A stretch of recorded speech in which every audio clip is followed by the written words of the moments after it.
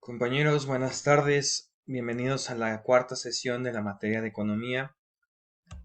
En la clase de hoy vamos a revisar al consumidor. Bien, como comentábamos en clases anteriores, el consumidor es la unidad fundamental en la microeconomía, hablando desde el punto de vista empresarial, porque de él parten todas las decisiones empresariales.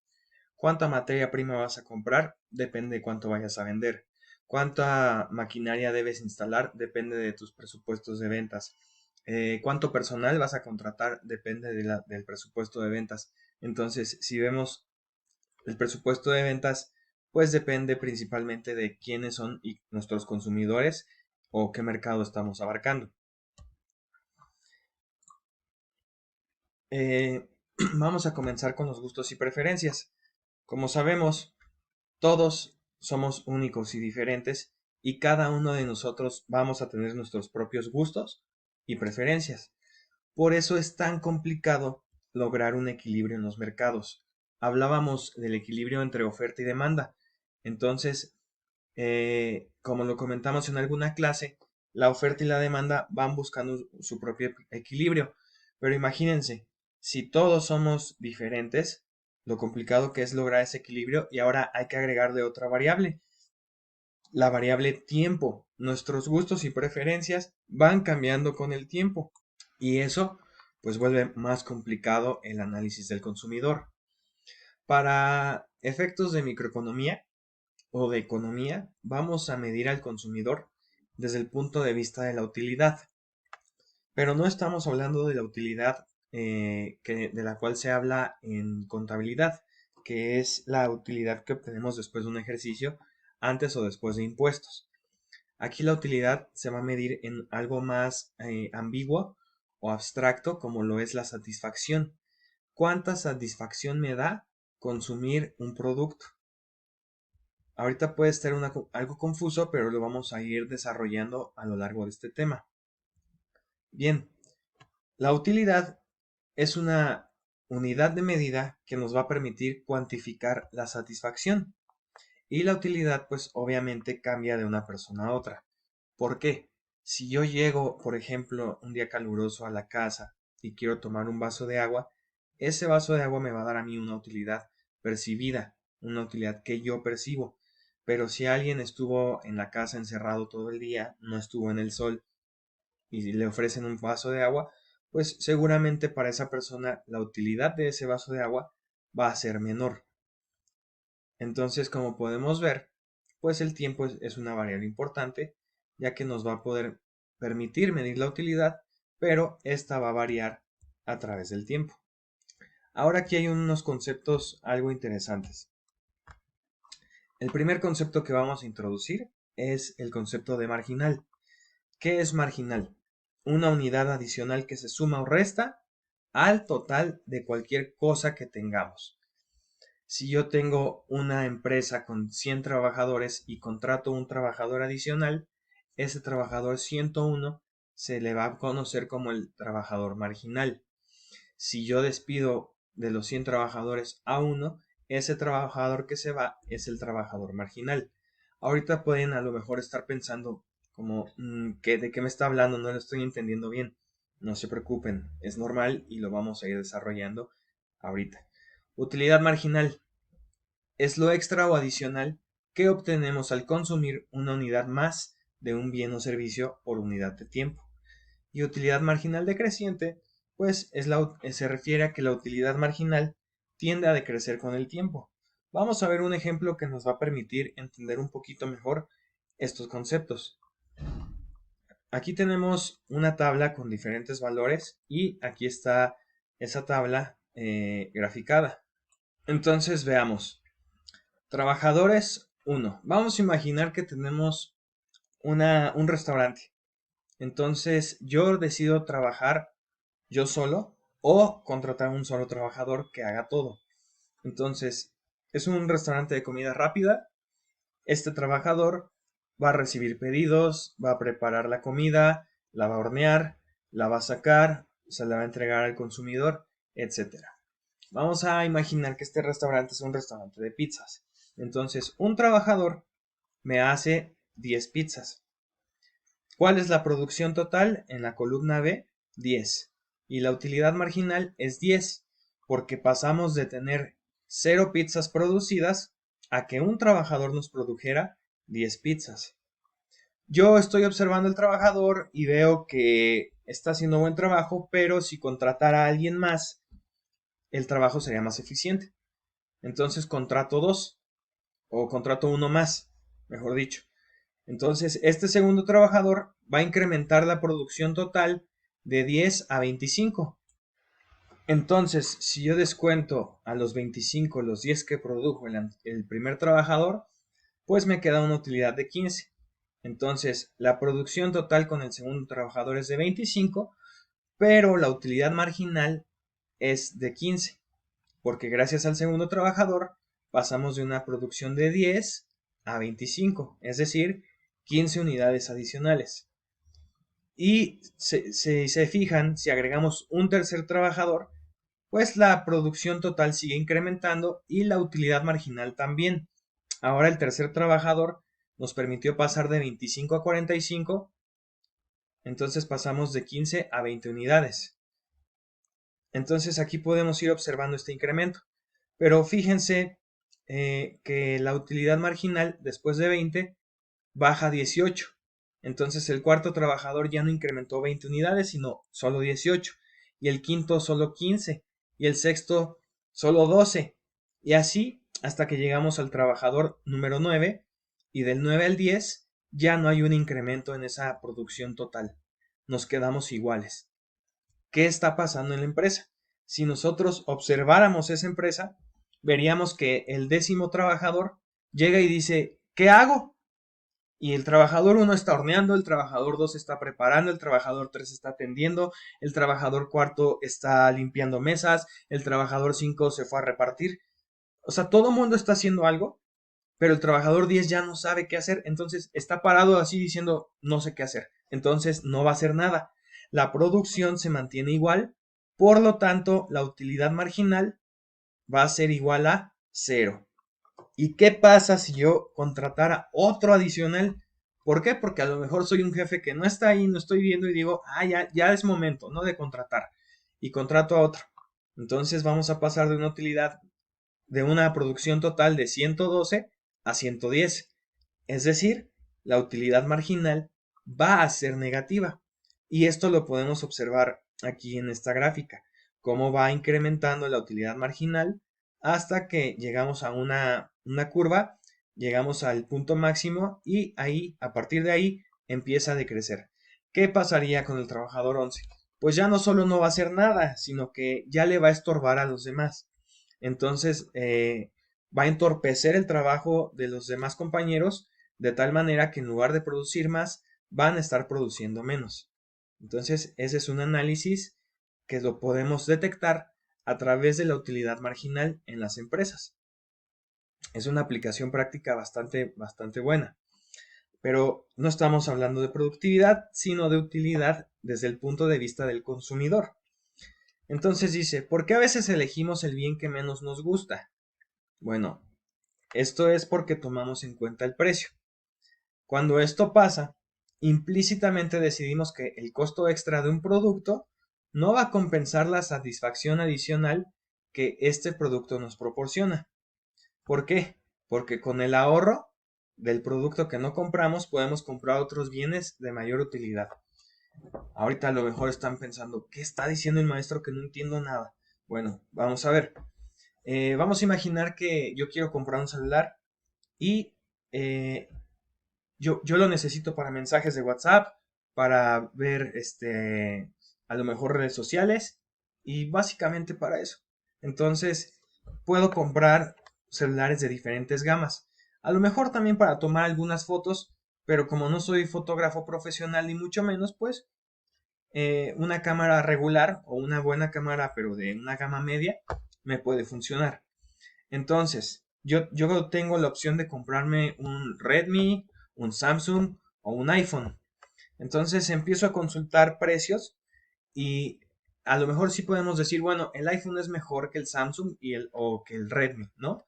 Claro que aquí podemos entrar en debate, pero vamos a decir que así es. Pero esto, ¿qué implica? ¿Que entonces yo debo comprar el iPhone? Bueno, aquí dice que no, porque aunque el iPhone me guste más, la satisfacción que me da el Redmi o el Samsung es suficiente. Entonces, el costo extra del iPhone, por ejemplo, el Redmi o el Samsung, digamos que me salen en 10,000 y el iPhone en 15 o 16, ese costo extra no compensa lo que me da el iPhone de extra. Entonces, ¿qué prefiero yo? Comprarme un celular de 10,000 y con los otros 6,000 puedo buscar otros bienes que me van a dar más satisfacción.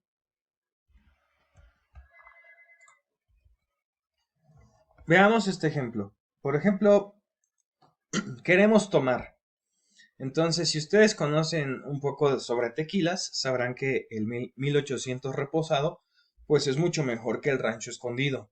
A lo mejor el rancho escondido ni siquiera lo conocen, pero pues es un buen tequila para cuando no tienes dinero y vas a la prepa. Entonces, la utilidad marginal del rancho escondido es de 600. Es por ponerle un número, ¿eh? Ahorita explicamos de dónde sale este número. Y el 1800 tiene una utilidad marginal de 4,000. ¿Por qué hay tanta diferencia en la utilidad marginal? Bueno, podemos decir que eso es el peso de lo social, porque consumir caro te hace sentir bien. Incluso antes estaba muy de moda que iban al antro y foto a la botella, ¿no? Al Bucanas. Y aunque era una botella para 10 personas, el chiste era ahí andar de farol. Entonces, el precio social hace que la utilidad marginal de este tequila sea muy elevada. Pero, observemos algo. ¿Cuánto cuesta el 1800 reposado? 400 pesos. El litro, vamos a suponer. ¿Y cuánto cuesta el precio? ¿Cuánto cuesta el precio? ¿Y cuánto cuesta la botella de Rancho Escondido? 40 pesos el litro. Poderoso el Rancho Escondido. Si dividimos el precio, perdón, la utilidad marginal entre el precio, pues nos da 10 unidades y aquí nos da 15. Entonces, ¿cuál producto me da mayor utilidad marginal por precio o por peso, si lo quieren ver así? Pues evidentemente aquí vemos que el rancho escondido. Entonces, aunque el 1800 es mejor tequila y me da mayor utilidad marginal, la utilidad marginal por peso es mayor en el rancho escondido. Entonces aquí tendremos que consumir rancho escondido, aunque el otro sea mejor. Si llegan a tener dudas sobre alguna parte de esto, las podemos resolver en la siguiente clase del sábado. Ahora, ¿cómo medimos la utilidad en realidad? Porque aquí estamos viendo que la utilidad está medida en unidades, ¿no? 600, 500, pero ¿qué son esas unidades? Bueno, una, evidentemente no vamos al súper y consumimos, por ejemplo, un Gatorade y digo, este Gatorade me dio una utilidad de 300. No, realmente no hacemos eso. Lo que sí hacemos es, o lo que sí pasa, es que hay veces que tenemos la sensación de que hicimos una buena compra o incluso lo contrario, hemos llegado a consumir algo y sentimos que tiramos el dinero. Entonces, si tú has comprado algo y sientes que fue una buena compra, como que dices, fue una ganga o qué buena compra hice o que lo quieres volver a repetir, significa que tu utilidad marginal por precio fue mayor a los demás que compraste o pudiste haber comprado. En cambio, si tú sientes que tiraste el dinero, significa que tu utilidad marginal por peso fue menor a lo demás que compramos. A veces pasa, ¿no? Que vas a comer y pides un platillo que se ve bueno, lo pruebas y dices, ay no, y no te gusta. Entonces piensas desde dos perspectivas. Una es, hubiera pedido aquel platillo que se ve más bueno. Y además, pues evidentemente comer te va a llenar y dices, ya no, engordé a lo menso. Entonces ahí significa que la utilidad marginal de tu dinero o por precio fue menor que si hubieras consumido otro platillo o alguna otra comida. Y si no sabes, si no sientes que fue una buena compra y no sientes que tiraste el dinero, simplemente significa que la utilidad marginal de eso que compraste, pues es igual a los demás productos. Entonces, compraste unas papas, te gustaron, no sientes que tiraste el dinero, tampoco dijiste, ah, qué buenas papas. Su utilidad marginal es igual a que si hubieras comprado otras papas de otra marca que habría sido lo mismo. Entonces, así es como se mide la utilidad marginal del consumidor desde un punto de vista más abstracto.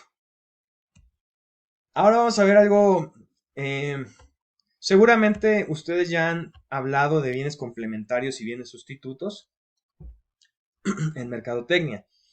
Aquí también se abordan, pero desde una perspectiva diferente.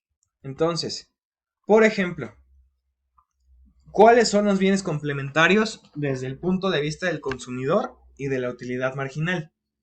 Son aquellos bienes cuyo consumo del bien A va a incrementar la utilidad marginal del consumo del bien B.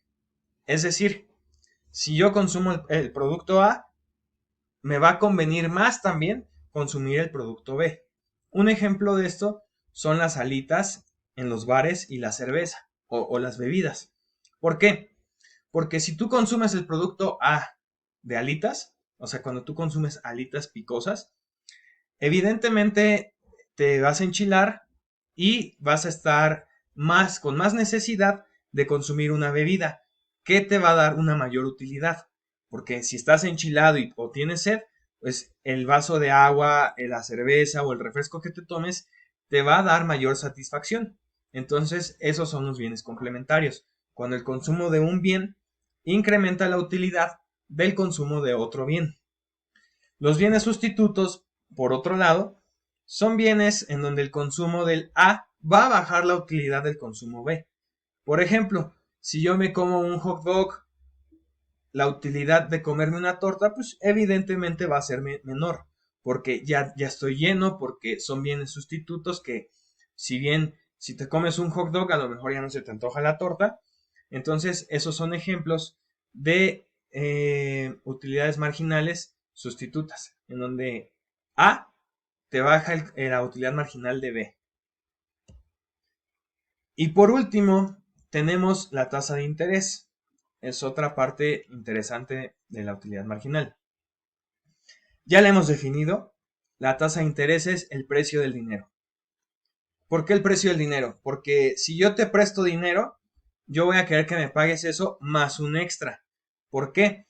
Porque yo podré usar ese dinero para otra cosa. Entonces estoy escogiendo prestártelo a ti. Necesito tener un rendimiento de eso, porque si no yo lo podría gastar o meter a inversión y recibir un interés. Entonces te lo voy a prestar a ti, pero me vas a regresar ese dinero más un extra. O por el contrario, bueno, ahí está el ejemplo de tanto del que presta como el que recibe.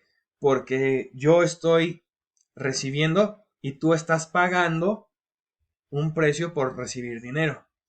Ahora aquí, ¿qué dice? Entre más elevada sea la tasa de interés, más alto es el precio del consumo actual con respecto al futuro.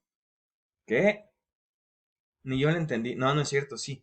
Miren, por ejemplo, si tenemos una tasa del 100%, hoy tenemos 1,000 pesos y la tasa es del 100%.